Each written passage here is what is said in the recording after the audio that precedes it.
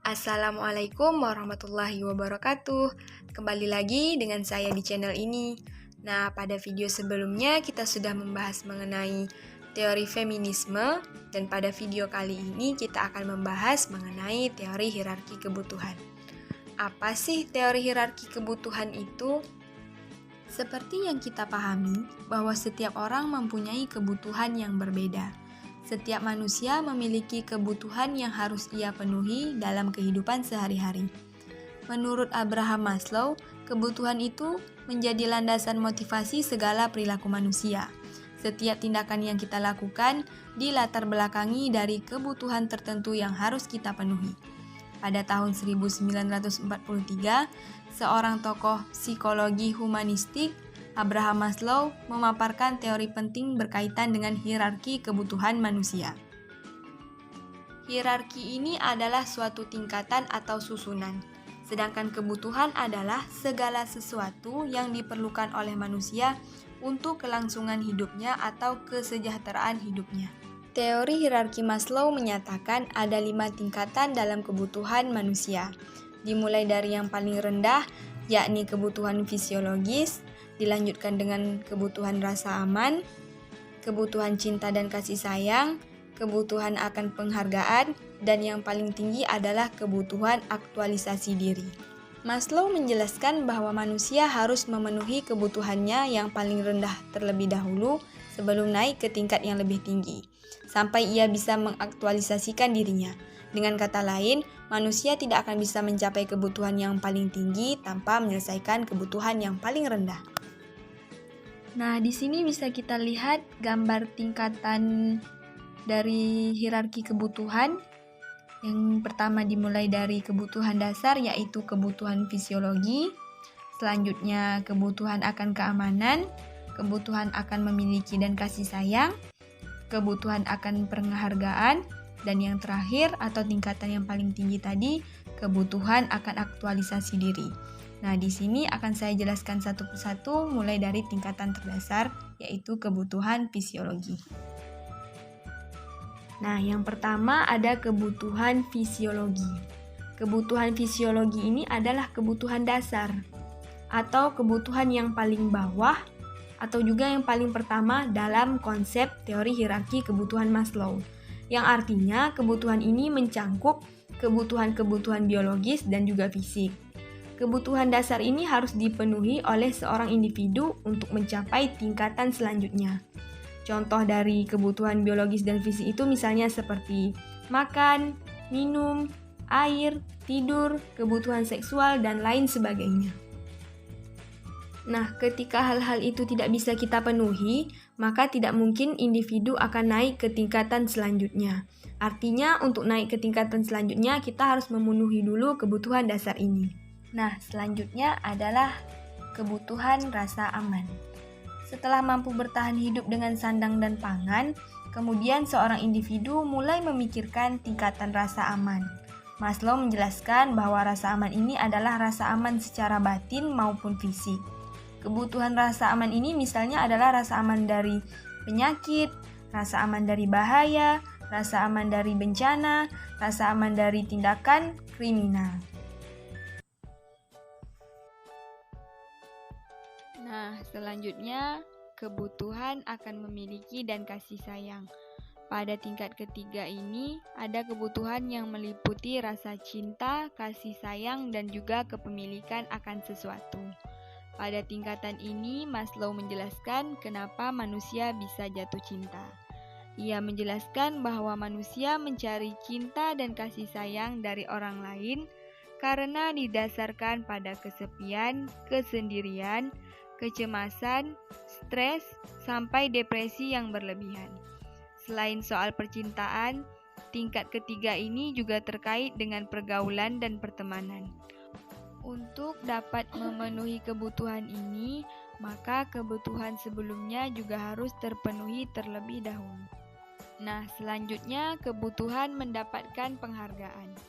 Ini menjadi tingkatan keempat dalam hierarki Maslow. Penghargaan dalam hal ini bukan selalu soal hadiah, tetapi soal harga diri. Harga diri ini terbagi menjadi dua, yaitu menghargai diri sendiri dan penghargaan dari orang lain. Menghargai diri sendiri ini berarti kepercayaan pada diri sendiri untuk mencapai tujuan sendiri dengan kehormatannya sendiri. Sedangkan penghargaan dari orang lain ini lebih ke arah pengakuan yang didapat dari orang lain, seperti terkenal, peningkatan jabatan dalam pekerjaan, serta mendapat pujian. Artinya, setiap individu yang bisa mencapai tingkatan ini, maka akan muncul kebutuhan untuk dihormati. Rasa ingin dipercaya oleh orang lain dan juga menstabilkan diri sendiri. Nah, untuk mencapai tingkatan paling akhir atau yang paling tinggi ini, keempat kebutuhan tadi sudah harus lengkap terpenuhi dahulu. Karena yang terakhir ini adalah kebutuhan aktualisasi diri, yang dimana adalah kebutuhan dan hasrat untuk terus mengembangkan potensi yang dimiliki dan menjadi diri sepenuhnya sesuai kemampuan diri. Orang yang sudah sampai pada tahap ini akan terbentuk sikap mandiri, realistis, suka memecahkan masalah, dan lain sebagainya. Nah, agar kita mudah dalam mengaplikasikan teori hierarki kebutuhan pada cerita si lancang, di sini saya akan membaca sedikit sinopsisnya.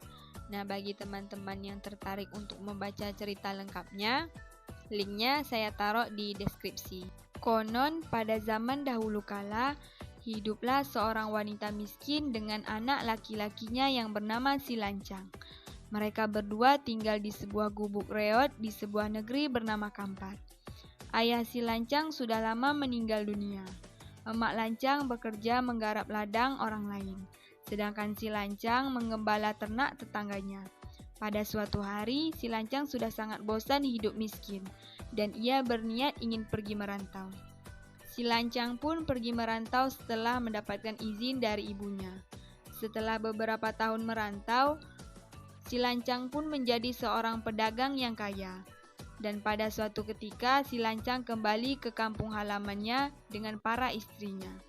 Tetapi si lancang tidak mau mengakui ibunya yang miskin. Karena perasaan sedih tidak diakui anaknya, ibu si lancang pun pulang ke rumah. Sesampainya di rumah, wanita malang itu mengambil lesung dan juga nyiru pusaka. Dia memutar-mutar lesung itu sambil berdoa. Seketika itu pun angin topan berhembus kencang, membuat kapal si lancang tenggelam. Lancang bersama para istri dan seluruh isi kapalnya juga ikut tenggelam. Kebutuhan fisiologi. Dikarenakan si lancang dan ibunya hidup miskin, ini membuat kebutuhan fisiologi si lancang dan ibunya tidak dapat berjalan dengan lancar atau belum terpenuhi secara maksimal. Ini merupakan alasan paling utama yang membuat si lancang ingin pergi merantau. Selanjutnya, kebutuhan rasa aman. Selama di perantauan, si lancang berhasil menjadi pedagang yang kaya. Kebutuhan fisiologisnya sudah terpenuhi, sehingga si lancang juga ingin mencari rasa aman dengan memperkerjakan orang sebagai pengikut atau anak buah yang sedia setiap saat menjaga dan melindunginya dari segala ancaman ataupun bahaya. Nah, tingkatan selanjutnya yaitu kebutuhan akan cinta dan kasih sayang. Untuk memenuhi kebutuhan yang satu ini, si lancang memenuhinya dengan cara menikahi perempuan untuk dijadikan istrinya, yang bisa melayani, menghormati, dan juga memberikannya cinta dan juga kasih sayang. Selanjutnya, kebutuhan akan penghargaan. Si lancang memang sudah terkenal kaya. Ini merupakan kebanggaan untuk dirinya. Tapi tak hanya pengakuan diri sendiri, dia juga butuh diakui orang lain bahwa dia adalah orang kaya. Dengan pulang ke kampung halamannya yang secara tidak langsung ia lakukan agar mendapat pengakuan dari orang kampung halamannya bahwa ia sekarang sudah menjadi orang yang sukses. Nah, tingkatan terakhir atau tingkatan yang paling tinggi yaitu kebutuhan aktualisasi diri. Pada tingkatan ini, orang-orang telah mengembangkan atau sedang berkembang menuju kepribadian yang mereka mampu.